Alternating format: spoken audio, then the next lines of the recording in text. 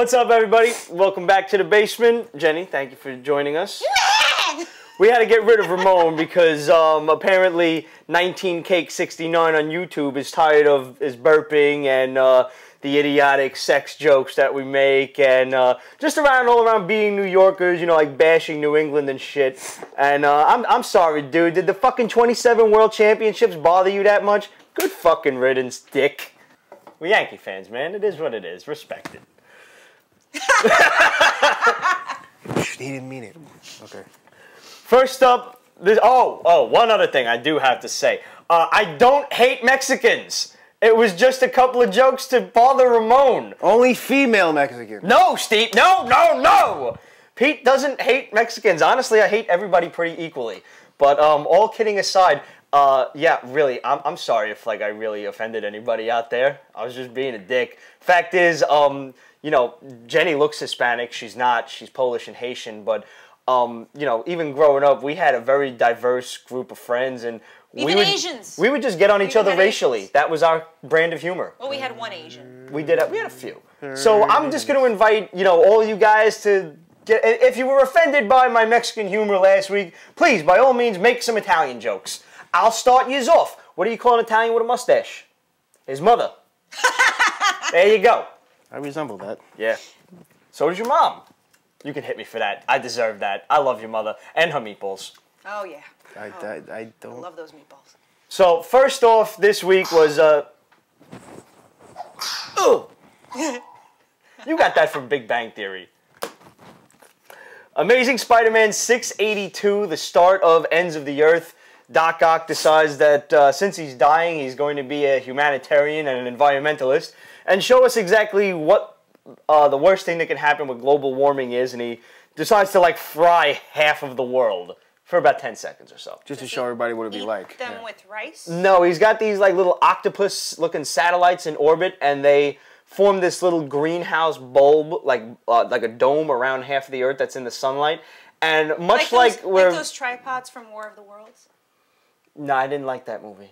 No. Go on. Basically, it treats us all as if we're just a bunch of little ants under a magnifying glass, and it heats up the Earth for several seconds. Like our government? Pretty much. Oh, okay. Exactly like our government. Nice.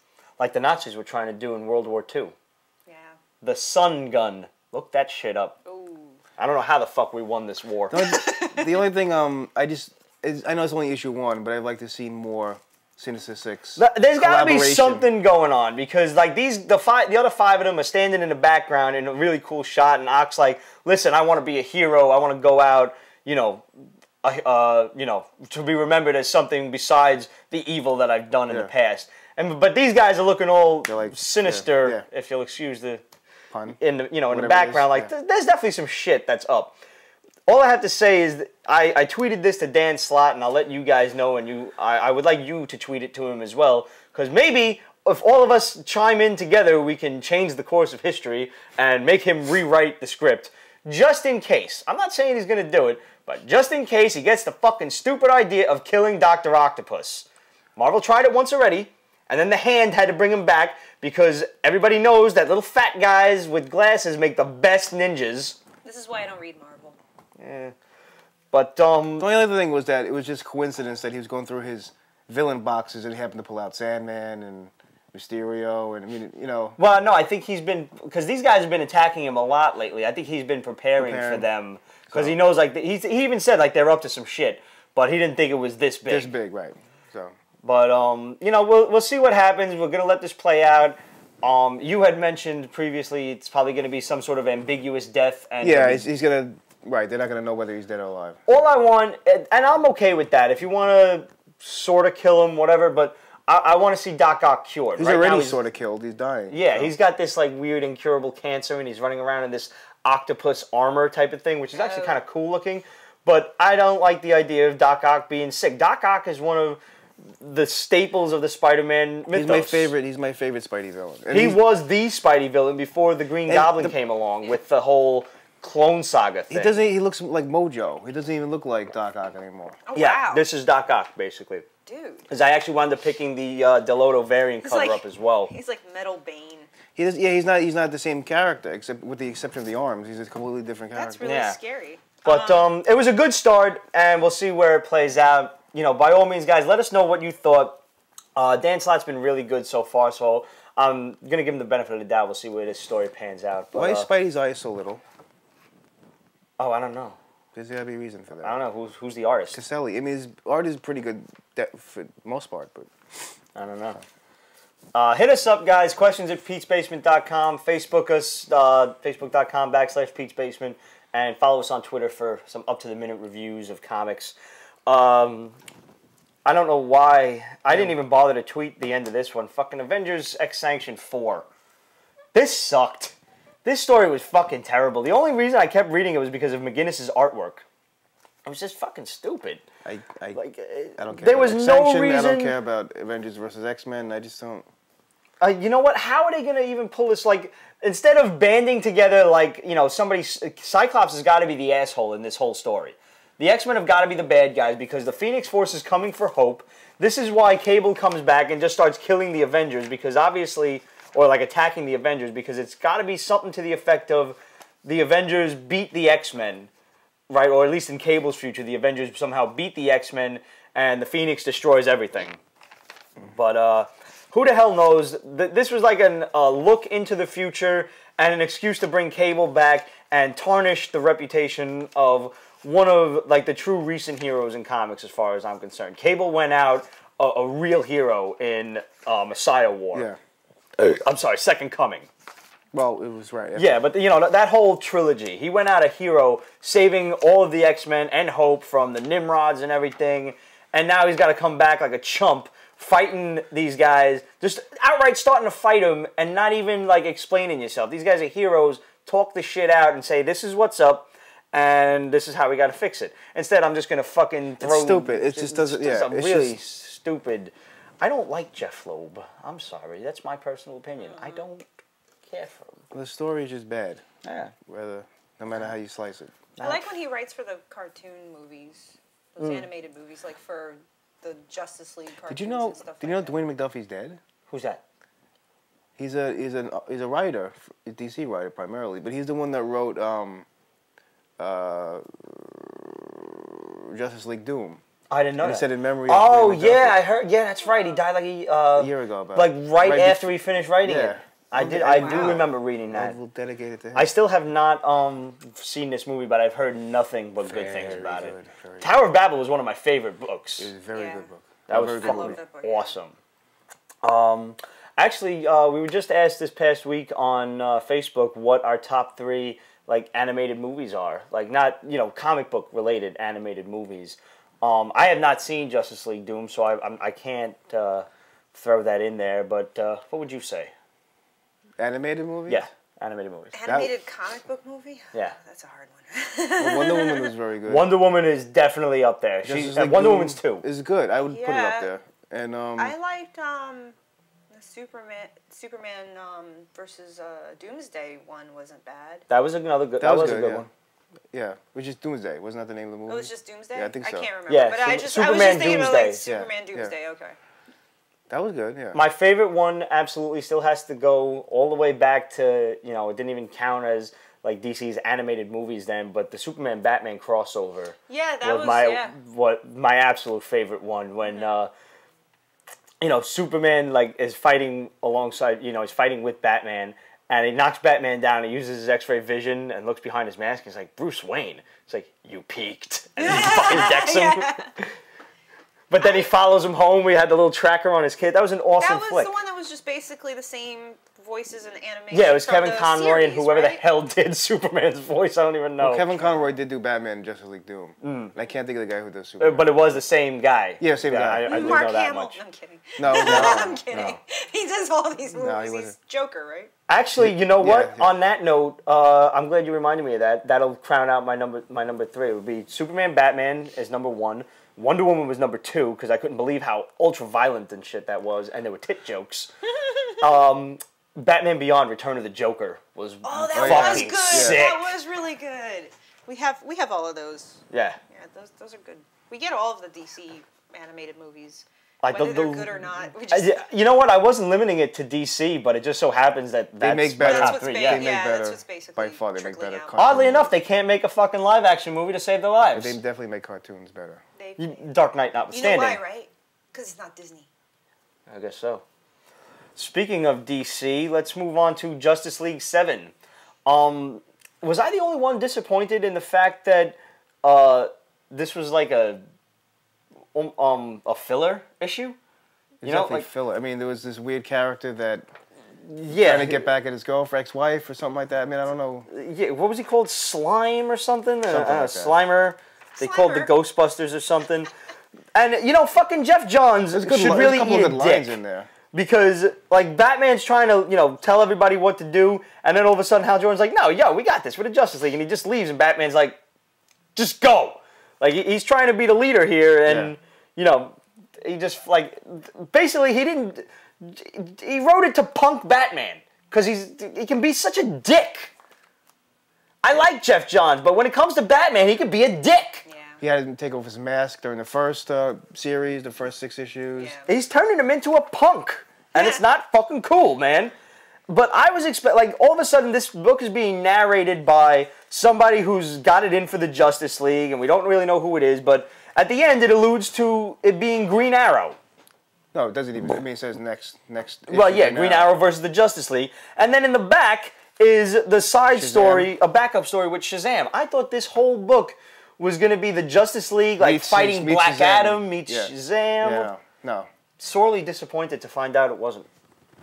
I like Shazam. Honestly, I'll buy this book now just to kind of keep up with the backup story at this point. And Black Adam happens to be one of my favorite villains.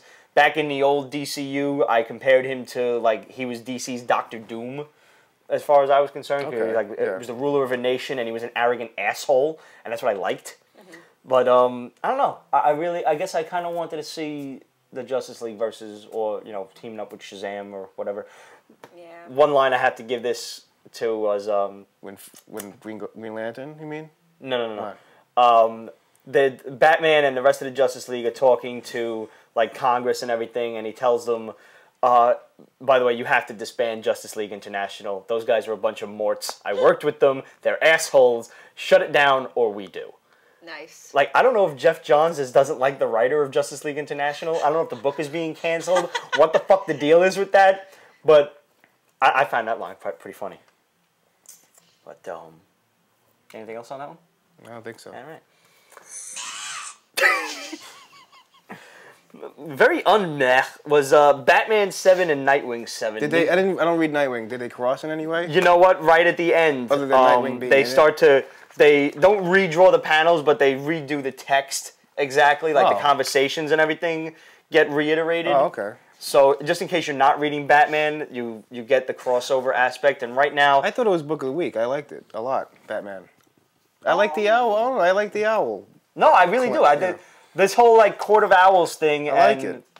Basically, they wanted Haley's Circus, which is where Nightwing came from, where Dick Grayson's parents were killed and everything. This Court of Owls, which is like I don't know, DC's Illuminati, if you will. They're like the Freemasons kind of thing of Gotham City. I guess, yeah. They're this shadowed conspiracy cult thing, and every generation, Haley's Circus presents them with child athletes, which one of them will be taken to become the next Talon assassin, who is like almost like an anti-Batman type of thing. And Dick Grayson was to be one of them until the accident, a completely separate thing happened where these gangsters killed his parents, and then Bruce Wayne took him in. Right. And the whole story behind this guy, Psycho, hating Nightwing is because now he was forced to go and become a Talon assassin, but he didn't really work out. Yeah. So they left him in the woods, tied up, and these birds like pecked out his eyes and shit. It had a kind of a fucked up existence. I think I liked it because it was very dark, and I like Batman dark. I like it. That's where he lives. I think he lives in dark stories, and it's very, very dark. Not just the artwork. I talk about the story itself. So. And Batman got kind of fucked up after this. Like, he was pretty, jumpy, I guess is the best word to put it. It's realistic. He's human. He's not, he's an animal. Yeah. So. And now the whole Court of Owls thing, I forget the title of it. I think it's like, you know, Night of the Owls or whatever. But there's going to be a big crossover throughout all of the Bat books come summer, which is going to be like this whole little Bat event thing versus the Court of Owls. So I hope you really like them. The word event. Yeah, now I'm going to get sick of it. Yeah, guaranteed. Green Lantern 7. Green Lantern Corps 7, I should say. Sorry. I was less than impressed with the first arc of this book. It kind of dragged on where, you know, these keepers... Remember in the Silver Age Green Lantern, really, they would kind of summon their lantern out of nowhere to recharge the power ring? Yeah. Well, they explained that in this, where this other world, the lanterns were all kept on this other world, kind of like crops. They were charged and everything by these people who kind of siphoned the energy off. So it was like a symbiotic relationship. And the Guardians, in their infinite wisdom, just decided, well, fuck you guys, we're going to take our lanterns back. And they left these people to die with no energy. Guardians are douchebags. Oh, they're being real douchey, and there's some shit brewing with you know, these guys. They're looking to destroy the entire Green Lantern Corps and make the third police corps of the universe. First were the Manhunters, which didn't work itself out. Then there's the Green Lanterns, and now whatever's coming next. Third, so there's going to be I don't know if it's good. It hasn't been scheduled for summer as far as I know, but you know, we'll see what happens. I guess they'll probably do it around winter. But this was like the memorials for one of the Green Lanterns that Jon Stewart actually had to kill because these keepers, having flipped the fuck out, were looking to kill the Green Lanterns and go kill the Guardians. And in order to do that, they had to get past Oa's like force field or whatever. Think like the air shield of you know, planet Druidia. And they're trying to get the secret code to unlock the force field. And finally, after, you know, numerous hours of torture, this one Green Lantern was like, all right, fuck it, I can't take it no more. Here's the code. And he's like, 1, 2, 3, 4, and then Jon Stewart snaps his neck. It's like, I can't let you do that. Kurt Kalak? Yeah. Huh.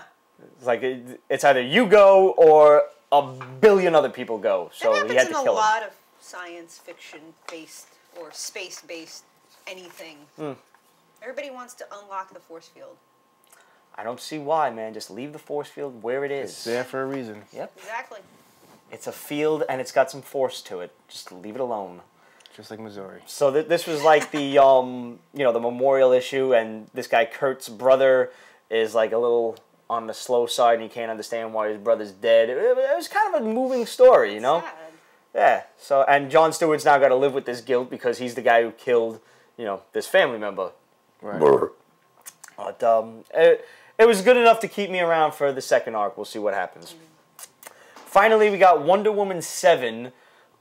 Basically, in this one, we learned that the children of the Amazons, which, as far as we were concerned in the old DCU, the Amazons never had children. They just were, and that was that. Right. So now we find out that the male children are essentially sold into slavery in Hephaestus' forge. Hephaestus is the blacksmith of the gods, and they all make weapons and stuff. So basically, Wonder Woman is very shocked to learn that, you know, these people are slaves, and she tries to free them, but all the guys are like, well, no, we want to stay here. Like, he's our master. He raised us. Like, you know, he's our father, basically. Without him, we would have been thrown into the ocean. So apparently, like, without him, the Amazons were very versed in infanticide, you know, because everybody needs a hobby, I guess. Right. There's something to do, waste of time. Yeah.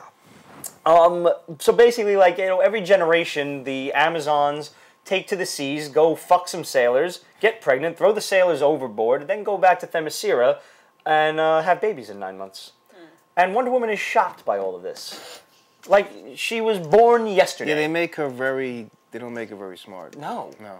Like, she's like a child, basically, but she's at least like 25 to 30 years old, I guess, give or take, unless they're, you know, purposely making her younger, but they haven't really said it, you know? Like, Wonder Woman, as far as I was always concerned, had a constant age of, like I said, 25, 30-ish, whatever. Yeah. You know, an experienced warrior woman with a fucking brain on her head. Like Xena. Yes, much like Xena. They're making her the typical brute, strong, dumb person. Yeah. Don't And, like, she's having to learn things that you would expect her to know already. Right. Like, where was she when half the island suddenly just disappeared and they come back and in 5 months they got fat bellies? Like, hey, Everybody let themselves go. Yeah, you guys have been eating a lot. The fuck? And then after 9 months, they went on this crash diet, and the next day they're thin again? What the fuck? What are you, stupid? Like, there's babies. Yeah. Babies just appear everywhere. Did you think that they were only women? I mean, don't start smelling like poop. That's why she's called Wonder Woman. There's a landfill with diapers. And I don't want to harp on it because I'm enjoying Wonder Woman. It just felt like that was like a silly thing that got overlooked, I guess. What's the funny thing about Wonder Woman is now I was reading all of them up until the New 52. Mm-hmm. I'm terrified to read the New 52 because I'm scared of what they changed and all this other nonsense. But Matt's been telling me about some of the stuff that's been going on, and I'm kind of on the fence about it. You know what? DC gave themselves an out recently, and it's going to involve magic. Oh no! There was I remember magic. It doesn't have to be explained. Pandora, you're talking about? Yeah, like she's like, I changed this all for the better. Get Lost, Phantom Stranger, whatever. I think it was in Voodoo or maybe Justice League Dark or whatever that she popped up in. Justice I don't know. League. It was one of the. No, it was at the end of Justice League, I thought. It was like a little. Oh, it was like a little blurb in the end. Epilogue type of thing. I have no memory. It was a Spectre, and it was. And Phantom Stranger, wasn't it? I don't remember. But either way, it was like, we find out that this woman who was cloaked in red, and she's been popping up in all like the first issues a couple months ago. She changed the DC universe, and as far as she's concerned, she changed it for the better. But just in case sales don't work out, we can change it back. She's the Scarlet Witch of the DC universe. Fucking conveniently cloaked in red. What the fuck, DC? Way to go. I didn't even pick up on that. It's like that scene in Schindler's List with the little girl with the red coat. She's just wandering around. Everything's black and white, but she's the only one with a red coat. I think I remember that. I think I do. Must be red. Must be, I don't know. It has to be red. Red means important. Here's a good one. Road Rage from Joe Hill and Stephen King. Who I didn't know they were father and son. All right, so fucking sometimes shit slips by me. What the fuck? They like this spitting image. It's like not knowing you and your father are related. I guess so, yeah. But Road Rage issue 2 came out this past week, and issue 1 was out a few weeks ago. It was basically these bikers, this drug deal goes wrong, and one crazy guy kills their drug liaison and his girlfriend, and now they're being run down on the road by this guy in a semi who... this... I think it's a girl in a semi. I don't think it's a guy in a semi. No, it's a guy. Is it a guy? It was the girl's father. Oh, okay, right. And he overheard them talking about what happened in a truck stop. Oh, excuse me. And he realized, he put two and this two together. chair? I think it is that chair. I never. You're not allowed to burp, man. 19Cake69 is going to be fucking bothered. Fuck you, dude. Yeah, fuck you. Dick. Burp all you want, Jenny. You think burp he had all you 19 want. cakes and he's 69 years old? Or I think 69 is supposed to be the... Where do you think the name came from? I don't What know. does that mean? Yeah, It cake. seems Dutch. I made you some cock-a-doo. So actually, Road Rage is actually going to continue into issue 3 next month, but I don't see how. Like, to me, it wrapped up very well with issue 1 and 2. Is if you like Tales from the Crypt or the Twilight Zone kind of, twists of fate type of stories, this was definitely, it's worth your $6, without a doubt. I don't know what they're going to pull off next, but I would check it out. I would definitely go for it. Go pick up those 2 issues. Moving on to Image, we got No Place Like Home issue 2. This book had me on the fence with issue 1, and they were going to, it was supposed to be this really long series about going to Oz, and Oz is this really fucked up place, and, I'm like, how much time do I really want to invest into this? Now it's more fucked up than Tin Man? That series, miniseries? Yeah, it's way more fucked. Tin Man was good. I like Tin Man, it was really good. Way more fucked up than that. The flying monkey is what kills this girl's Dee Dee's parents, and it's just ripping throats out. Look at this scene. Look at that. So this is... The monkey's ripping the priest's arm off. The artwork is really good. As I said earlier when we reviewed issue 1. I missed the whole, Wizard of Oz thing here. Oh, we really haven't touched on Oz at this point. So far, this girl Dee Dee, her parents got killed in a tornado, but that's only what's been made public knowledge. Really, the monkey ripped their faces off. And they're talking about, the devil descended in those winds 40 years ago, whatever. Mm-hmm. The crazy old drunk guy in town is the only one who knows what the fuck is going on. Everybody else is in extreme denial. Mm-hmm. Excuse me. And like he kidnaps this girl and her friend, makes them dig up her parents' graves to show them the bodies that were supposedly, you know, killed in the tornado, and here they are with their faces ripped off at the end. They're like, what the fuck happened to my parents? This shit is nuts. I'm actually, like, this book pushed me over the edge. I'm definitely going to stick around for the first arc at least. And, you know, hopefully it's enough to keep me around. It's not a mini? No, it's not a mini. I thought it was going to be a mini. That's why I was I was a little dissuaded, you know, to how much time do I really want to invest into a brand new series that has no, you know, definitive end in sight. Right. But, you know, the guy, the writer of the book had said, you know, thanks for taking a chance on, you know, two no guys. He told you? No, he didn't tell me personally. He wrote a little thing in the back of, you know, the first issue. But, it's a good book, man. I would definitely say check it out. It impressed me more than I thought it was going to, especially issue 2. Like I said, number 1 was but 2 was good. Now I want to see what goes on with the monkey, and I want to see when everybody starts to believe the crazy drunk hobo. Excuse me. Moving on, Stitched from Avatar by Garth Ennis. This book was entertaining for the first 2 issues. And now we find out in this one, you know, it's getting a little too political for my taste. But it's these people in black robes who kidnap these, you know, random people, I guess in Afghanistan or whatever. They pour this black sludge into their mouths, and then they sew up all of their orifices, whatever. And this black sludge kills them from the inside out, but turns them into like living mummies. And the mummies are invincible. And the mummies go around killing both the Taliban and the United States government and whoever's fucking with these people. Why bring real life, you know? You know what? I was okay with this, you know, an army battalion trapped and they're being hunted down by these crazy people, these, you know, people in black robes. Who, by the way, to control these mummy creatures, they swing around a tin can on chains with little rocks inside. Then it chink, chink, chink, chink, chink. That makes the mummies kill you. I remember you talking about that earlier on. Yeah, I don't understand that really. I don't know how I feel about this. Now they just kidnapped, they just killed off because the people in black robes are working with the Taliban, right, to kill the Americans and this other British, you know, soldier group.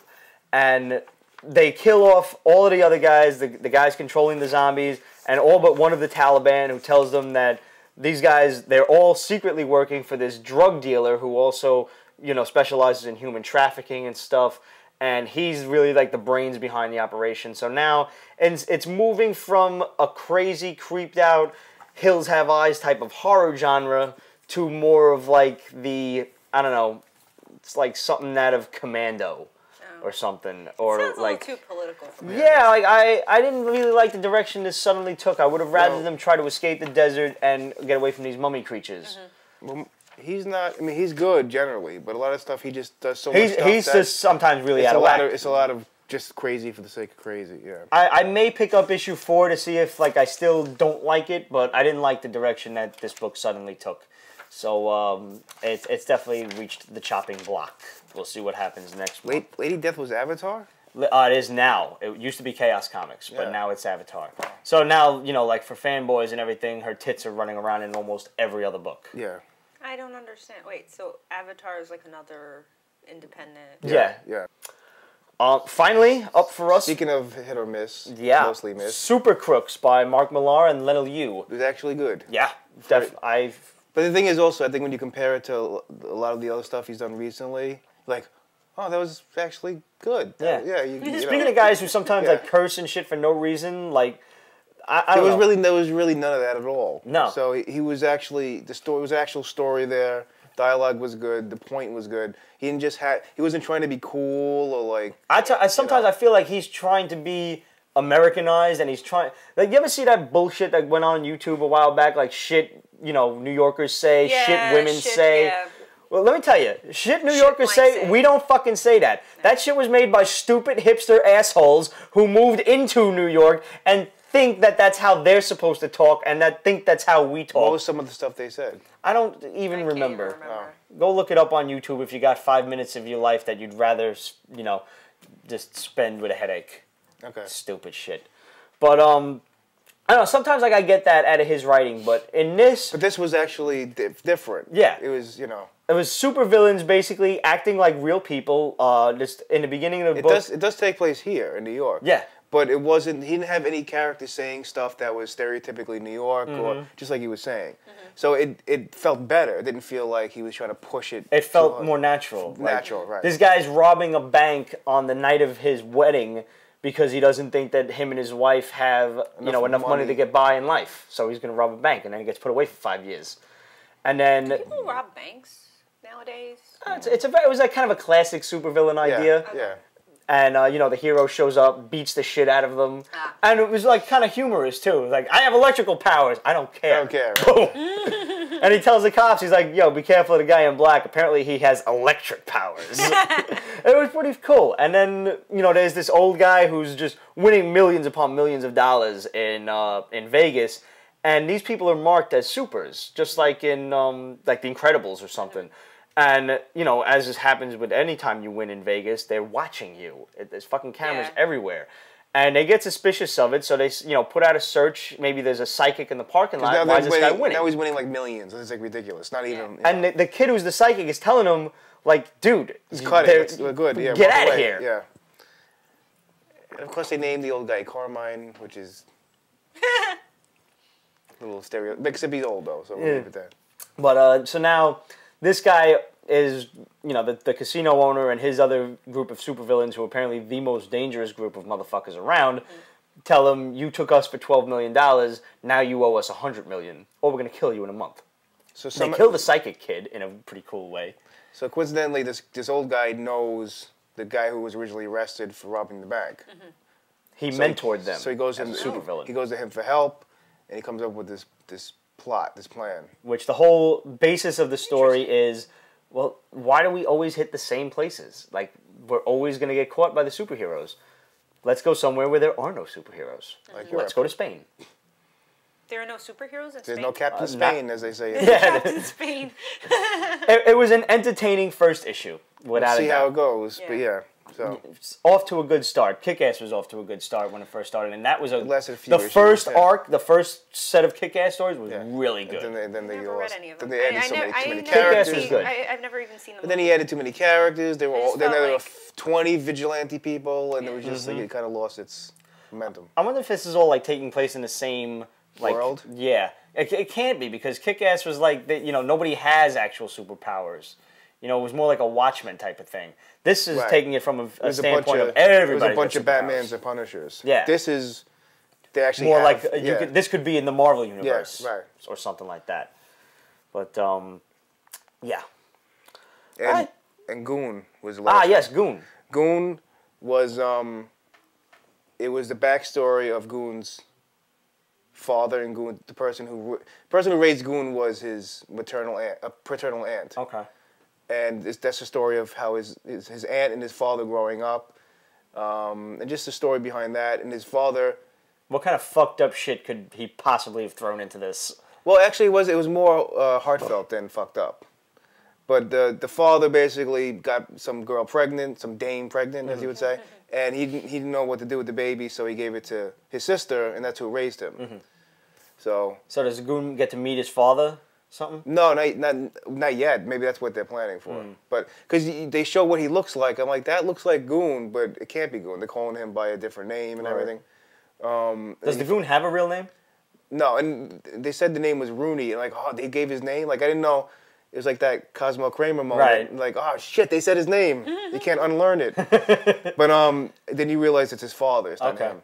So it was kind of like that, just a one-issue thing. And at the end, he's like, oh, when you died, I lost somebody that actually loved me. He's talking to like the poster of his aunt. Of his aunt, yeah. Okay. So it was like more of a heartfelt type of thing. It wasn't as fucked up as a Goon issue usually is. Yeah. How long has that series been around? Since its original inception, it's a while. It's been 15 a long years time, or so. 15 plus, yeah. Because it's been very inconsistent in that, like, there'll be a couple of issues and then it'll stop. And then it'll pick up either, I think it switched publishers a couple of times. Close to 20 years. I do remember seeing it, I think we were in high school, maybe. Yeah, maybe just finished high school. Yeah, it was close to 20, but not quite, yeah. It's definitely been around, though. That's actually a pretty good question for, some research. Yeah. But, and another thing is, when the hell is the Goon movie coming out? Your guess is as good as mine, man. It's animated, right? It's animated. Yeah. Oh, I know it's been done from already? what I read. Well, from what I read, the vocals for the other, I can't think of the other guy's name now, but was changed. Something like that. For some reason, one of the actors was changed for supposedly. So they might have to redo everything. Oh. Oh. Well, that sucks. Frankie. The character of Frankie was done by Paul Giamatti, I thought. I think I read that they had to change that for whatever reason. Oh, well. I think that about does it for us this week. Yep. Guess we'll see you guys next week. Let's go over to Ramon and see what he's got. Yeah. All right. I'm going to drink my iced tea. First up, we have Batman number 7. And Nightwing number 7. Why am I reviewing both at the same time? Because they interconnect. The last couple of panels are like dead on. Maybe from different angles, which is cute, but same wording and everything. It continues this whole owl thing, and that's really it. It turns out in Nightwing, he was supposed to be a member of Court of Owls, and when he left and became Bruce Wayne's ward, he kind of shitted on their plans and they chose somebody else, and that somebody else was rejected by them, and he's been causing havoc in Nightwing's books, Nightwing's life recently. And Batman just found out how they're able to do what they do. They're resurrected. This mumbo jumbo bat science, if you will. I don't know. I think it's a very big story arc, and then you're going to lead it to another event. I'm interested in it, but it's also it's a lot. Catwoman number 7. I really like this book. This book is fun. It's witty. It's sexy. It's not taking itself too seriously, but it's not backing away. It's a well done book. I really like it. Ooh, Dominique Lavaeu, Voodoo Child from Vertigo. Vertigo has a couple of number 1s recently. Last week was Saucer Country. This week's Voodoo Child. Next week's New Edwardians. This takes place in New Orleans, because all voodoo comes from New Orleans, and it's a good book. But what I'm worried about is it's always New Orleans. It's always an honor and an homage to the great city of New Orleans, which I'm not saying is not, but I don't want my comic book to read like a vacation pamphlet.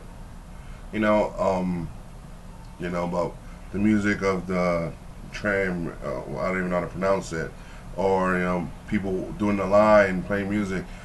Shut up. Give my voodoo and call it a day. It does it pretty well when it's not doing the whole pamphlet shit. So I'll be around for a couple more. Justice League number 7. What a difference from one arc to the other one. I mean, Jim Lee, of course, bitched out. He's not doing this no more. He's doing the covers, but even his cover wasn't the best. That's why I'm showing you this cover. The team's is dysfunctional. Wonder Woman's Trevor is a liaison between the Congress and Justice League. Okay, it's Okay, Justice League is just Okay, but in the back we have Gary Frank doing Shazam. Shazam. And it seems like it's gonna be a really badass Shazam, and that's what's up.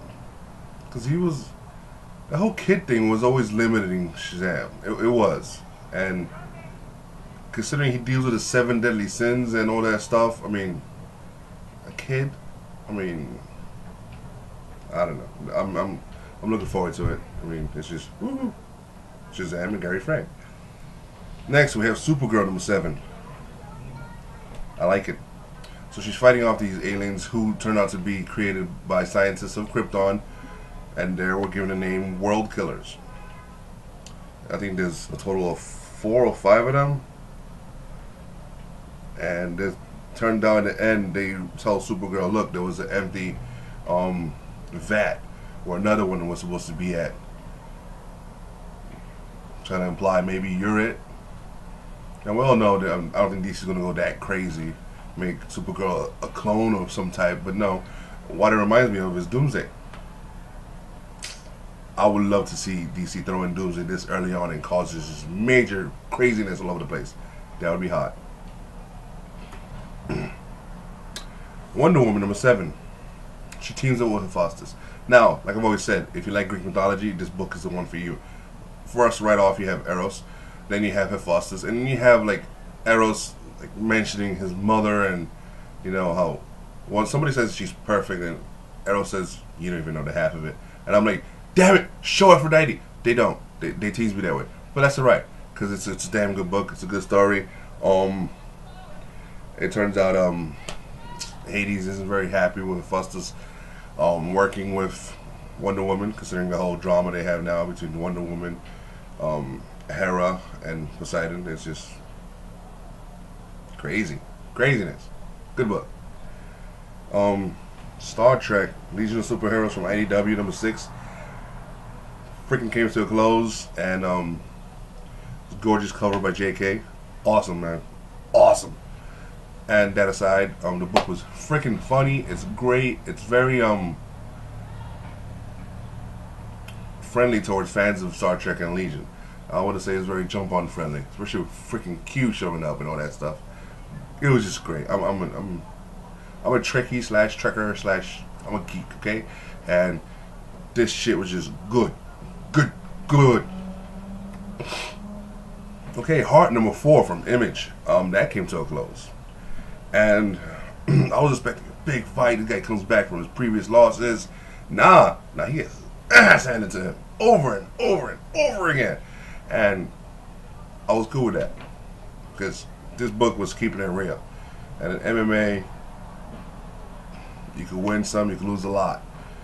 And it was good. It was almost a coming of age story. And while it hurts saying that damn line, coming of age, you know, it was just a damn good book. I liked it. I'm glad our fans recommended it. Of course, I forget who it was because my mind is shitty. You know, read 30 books a week. Don't expect me to remember names. It's not going to happen. So, thank you. Again, if the fans have any recommendations for us to read, please let us know. If we can, we will pick it up. We have no lives, and I am a geek. Okay, next we have Avengers X Sanction number 4 came to a close. Thank you, God. It was a waste of time. You know why it was a waste of time? I'll tell you why. It was 3 things. 1, as you can see in this picture, Wolverine punked out. He didn't kill the motherfucker. 2, Hulk goes off Phoenix. Ooh. Are we surprised? No, we're not. 3, Cyclops was surprised. And he was scared shitless. Really? Really, Psych? Really? So this is another aspect of maybe why they fear Hope, because she's a Phoenix. You know, yeah, last time the Phoenix was around was in Jean Grey. And she was badass with it. Like, she was in control of it, and she was using it, and if it wasn't for Zorn, Magneto Zorn, whoever the fuck that was, it would have been incredible. You know. Next, a good book. And I can only review it in my house, because if I review it in the basement, I'm probably going to hear lots of shit about it. Fear Itself, the Fearless, number 11. I like this book. I like it a lot. To sum up, Sin has been going back after her hammers. She's collected them all, and she's created this destroyer type armor, in which, you know, like she connects all the hammers at the end of a chain, and she just wheels it around like a freaking nut, and it's crazy. It's just, and they're implying heavily towards the death of Valkyrie, and that'll suck balls because I really like her character. And that's really it. It's just a damn good book. Everybody's in this chunk of all the Avengers. We just gotta wait and see now. One more issue. And the art's great. Bagley's on point. Okay, then we have Generation Hope, number 17. Hey, we're back to Hope Summers. Ramon, how do you feel about it? Oh, I'll let you know. I feel like it's but this makes more sense because in this case, It turns out Hope Summers, when she activates a mutant, ooh, she could kind of manipulate them afterwards, control them mentally, edge them towards her way of thinking and feeling and actions. Now, considering she was raised by Cable, that makes a lot of damn sense that she would do that. It's fucked up. And, well, there's a little mutiny that goes on. And now, that was said and done. They talked it out after a fight, of course. And they're one big happy team again with Sebastian Shaw. No memory. He's just a happy little guy. Harry with the team. You know, somebody should draw a shirt on his ass. It's fucking Harry and shit. Anyways, I don't really care about this book. I don't know why I'm still picking it up. Yeah. Super Crooks. Mark Millar and Lionel Yu. #1 came out this weekend. I wasn't going to pick this up. I didn't even know about it. But I saw Peter's haul. And that's why we share hauls, you know. So you can know what we get. Each other. Just share it. And it was good. It was really freaking good. Like, why do people go to Metropolis over and over again? Superman's in there. Leave it the fuck alone. Why do you fight in Gotham? Batman's in there. There has to be other places in the world that's rich and don't have freaking superheroes. This is addressing that. Awesome. Awesome. Good job, Marvel. So far. So far. Thank you, Pete. And next we have Uncanny X-Men number... I forget what number. 9. It turns out Cyclops is in a need to prove himself to the world, so he's like anxious for something to happen for his extinction team to hit the field, and it does. Yeah, Sword loses. You know what Sword is? Okay, SWORD.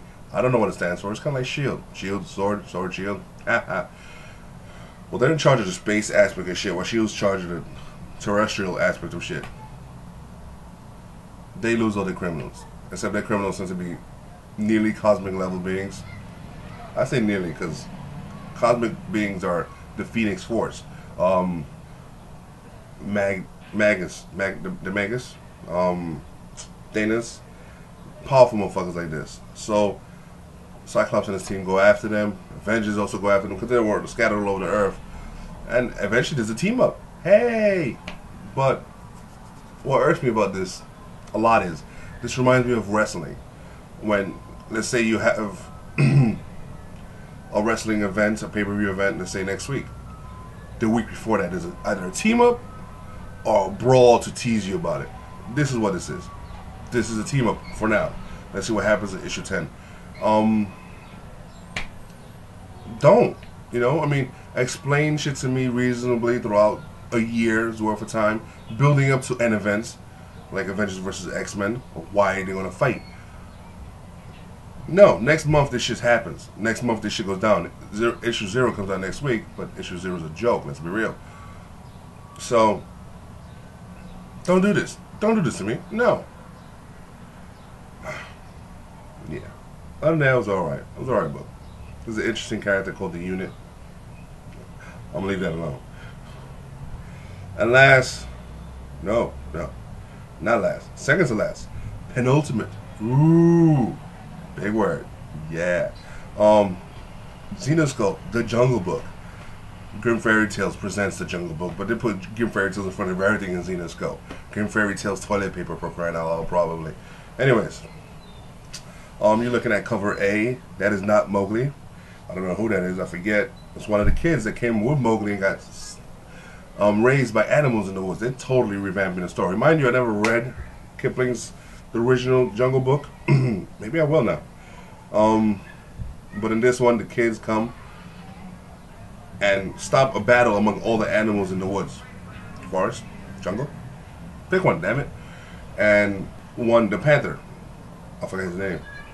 He takes it as an omen. Look, let's stop fighting. This is it. The kids are here. Let's just go separate ways. They do. Tigers take one. The monkeys take one. The meerkats, I think, take one. And, of course, the wolves take one. Mowgli. Mowgli's not here right now. She's not on cover. She's on a cover, but not a cover I'm showing you. Because I like this cover better. Leave it alone. And it's good. The art on the cover is substantially different from the art inside, but it's still good.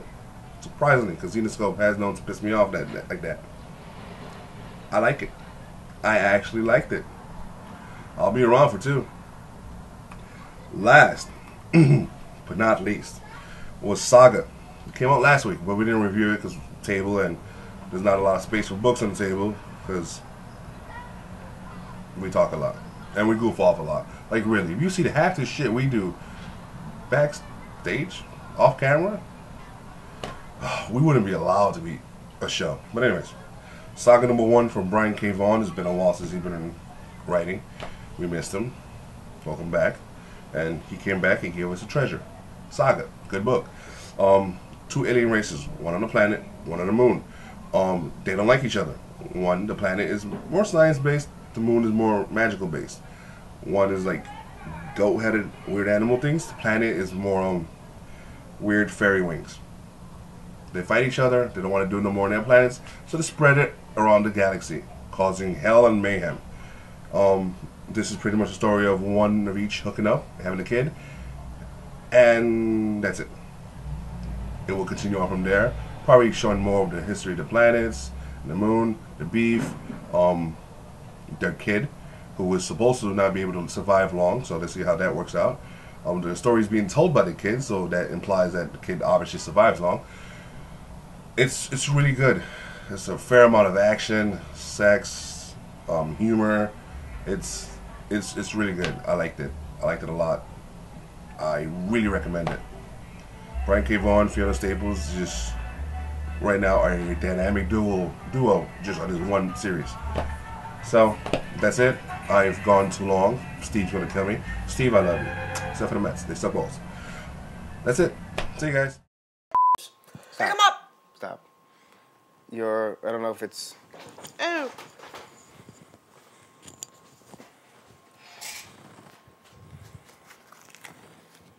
Let me hear you.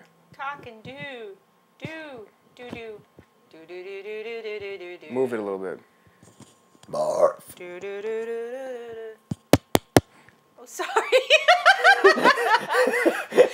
No. Okay. It's actually darker and more that's twisted serious? than that. Then that? Yeah. And that was good. That was pretty good. Did your mic just fall? You might as well just start it from the top of that.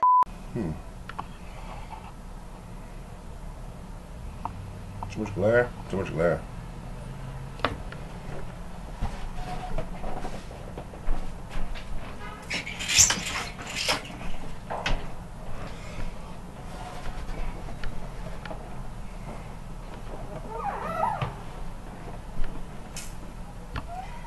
Okay, that's the better. I could hear it. Crotch, see, I told you. If it's not broke, You don't should just fix hold it like that the whole time. That's so an outtake.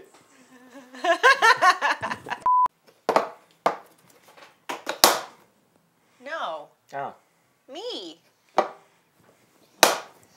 now you. It's not fun anymore. It's still a little fun. I tested it and it's not rubbing in like it was, but I'll try not to. I'll try not to. Sit down, Steve!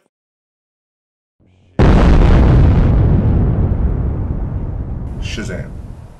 Shazam.